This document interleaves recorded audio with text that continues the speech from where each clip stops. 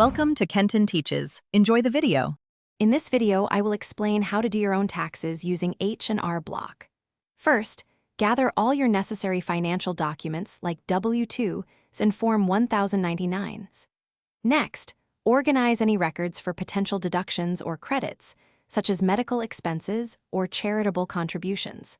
Finally, decide if you prefer to use H&R Block's online platform or their downloadable software to begin the process. This preparation will make your tax filing much smoother and more efficient.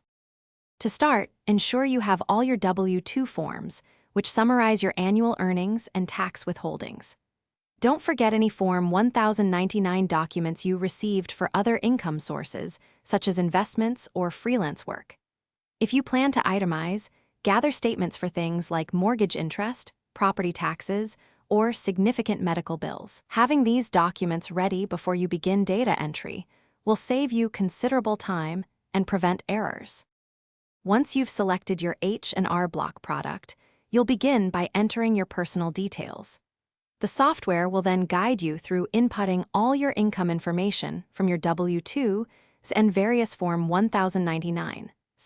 It's designed to be user-friendly, asking simple questions to help you identify and claim every deduction and credit you qualify for. Take your time to review each section carefully to ensure all information is correct before moving forward.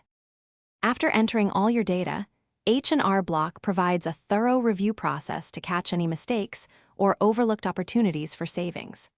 Once you're confident everything is accurate, you can choose to e-file your return directly through the software, which is generally the quickest way to submit. Remember to save both digital and physical copies of your filed return and all supporting documents. It's wise to keep these records for a minimum of 3 years.